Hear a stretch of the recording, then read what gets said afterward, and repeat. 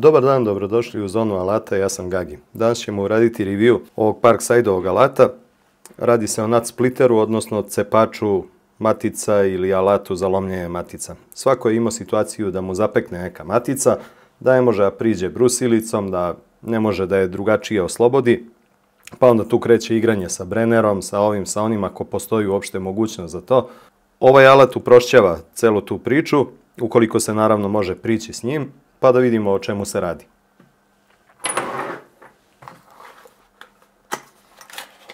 Prilično mala simpatična alatkica. U specifikaciji kažu da može da lomi, odnosno preseče matice od 16 do 22 mm široke. Ima inače ovih nut splittera, odnosno cepača matica različitih veličina. Ovo je, ajde da kažemo, neka univerzalna veličina, pa ćemo probati da li može i koje veličine da odradi. Što se tiče samog kvaliteta, kad uzmete ovo u ruke, onako deluje to sasvim pristojno izrađeno. Ono što treba da znate, pozadi koristite ključ 19, a ovaj ovde deo, telo, je napravljeno tako da možete da držite kontru ključem 22. Znači, ključ 22, ovde ide 19-ica i idete u zatezanje. Vrlo prosto funkcioniše, znači za ulogu ima da ovim ovde oštrim delom pocepa maticu na dva dela. Znači nema tu nikakve velike pameti. Hajde da pogledamo kako je izrađen sam alat. Ovo je ovde navoj, vidim da je standardni, bilo bi lepo da je ovo ovde trapezni navoj, ali nije. Sam ovaj uložak, po delu je to meni solidno, ajde da kažemo solidno. Oni kažu da je sam ovaj alat predviđen za cepanje matica do tvrdoće 5. Sada ćemo mi probati pa da vidimo šta i kako ovo može da odradi. Prva stvar koju ćemo raditi sada je šraf 6 mm, matica je 10 mm. Znači, prvo ćemo nju probati da presečemo i da vidimo kako uopšte funkcioniše.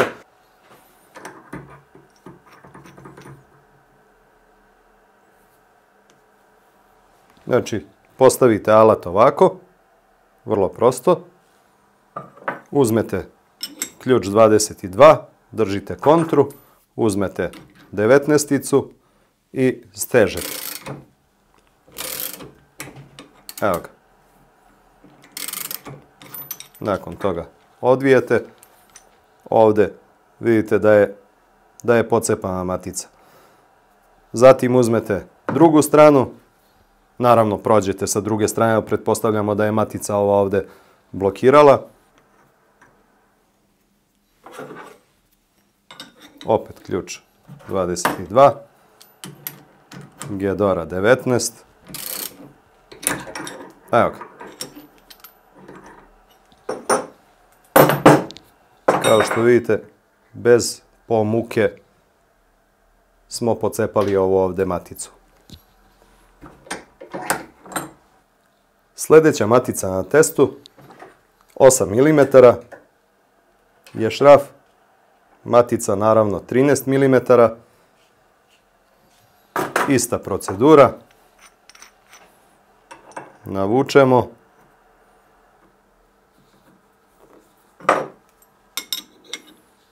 Ključ 22. 19. Evo. Pukle.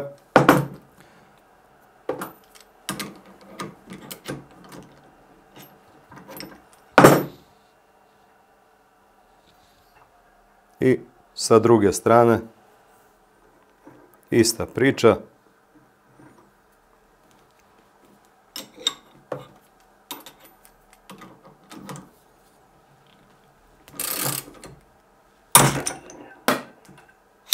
To je to. Sledeća matica na testu 10 mm je debljina šrafa, matica je naravno 17 mm.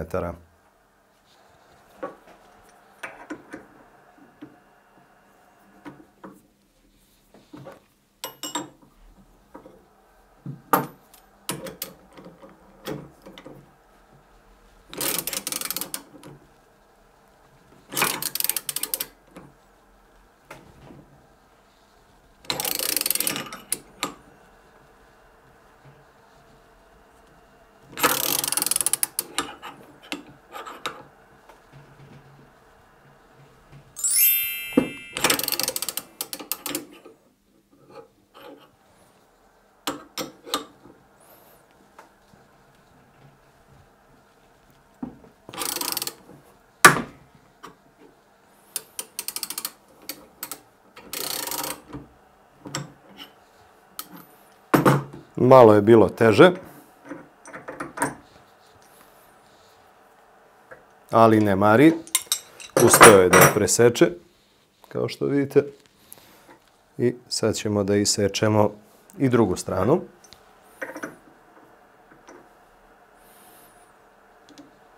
E sad, šta ću ja da uradim? Da ne bi se naprezao previše, da probam sa udarnim odvijačem. Znači, držat ću kontru ovdje i udarni odvijač ga zateže.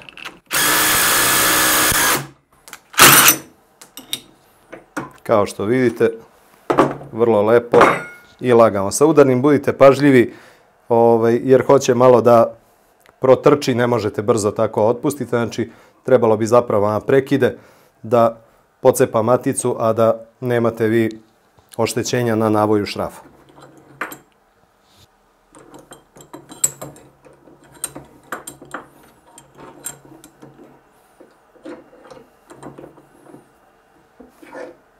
Sljedeća je 14 mm šraf, matica 22.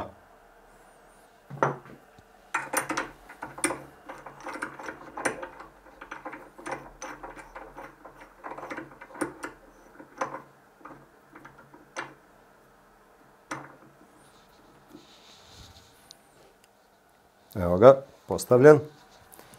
Ovo isto radim sa udarnim.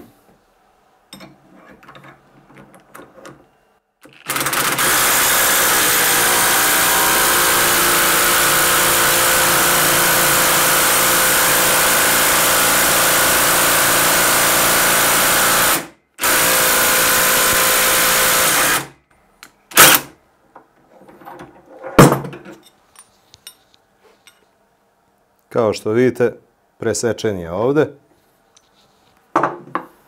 Idemo da uradimo i drugu stranu.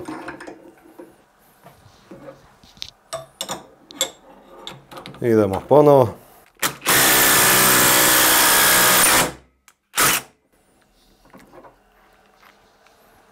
Kao što vidite, i to je odrađeno bez problema. Na jednoj strani sam bio malo pažljiviji, pa nisam uopšte oštetio navoj. Na drugoj sam bio malo manje pažljiv, pa ima malkice ovdje oštećenje navoja, ali u principu nije uništen, može da se proradi i bit će ok. Hajde da pogledamo kako izgleda nakon ovih par presečenih matica. Me u principu to ok deluje skroz, ok mi radi. Nisam imao nekih većih problema. Računajte ako radite gedorom da vam treba poprilična sila da biste pocepali maticu ovakvu. Znači treba da zapnete onako junački da bi to bilo izvedeno. Tako da ja uvek preporučujem varijantu upotrebe ovih udarnih odvijača, oni su spas za takve stvari. Da vidimo kako nam izgleda alat posle rada. Ok. Sad ćemo ovo da izvadimo. Da pregledamo sve detaljno. Ovde ja ne vidim nikakva oštećenja na ovoj strani. Ovo mi deluje kao da je ok komad čelika. Tu mi sve deluje u redu. Navoj ovaj ovde mi deluje netaknuto, potpuno. Na samom vrhu ovde vidi se da je radio, ali ne vidim nikakva oštećenja. Ako vam se desi tokom vremena da se ovo istupi, znači samo ispratite ovaj ugao pri oštrenju i nemate problem nikakav. Znači dooštrite ga malkice, ako treba, to je, ja mislim, neki 70 stepeni ugao, tako da samo ga dooštrite i nastavite dalje sa nesmetanim radom. Oni su naveli ovde da je predviđen za lomljenje matica do čvrstoće 5. Evo vidite, do čvrstoće 5. Međutim, ovde smo mi izlomili i čvršće matice od toga, tako da u principu ja ne vidim tu nikakav problem ni neko veliko ograničenje u tome. Evo, pogledajte kako izgleda polomljena matica. Lepo je to presečeno sasvim. Znači, bilo koju da pogledamo, ona ok izgleda. Tako da, što se mene tiče, preporuka svakako za ovaj komad alata. Ono što je bio problem, pojavilo ih se kod mene, makar u Lidlu, svega par komada. Ja sam bio u 8:05 ujutro u Lidlu, kad je počela akcija, da li ih je bilo 3-4 komada svega. I uspeo sam da ugrabim jedan i jako mi je drago. Ono što bi bilo dobro je da Lidl veću količinu ovoga obezbedi, jer verujem da je koristan alat i kada se ljudi upoznaju sa ovim, pazite, dovoljno je jednom da vam pomogne, on se već isplatio, a cena mu je nešto mizerna, mislim da je oko 500 dinara, znači 4-5 evra, nebitno, košta ovaj alat, a može da vam spasi dan. To je to za ovaj put, majstori. Hvala vam na gledanju i na pažnji, pa se vidimo u nekom sljedećem videu ovih dana. Pozdrav!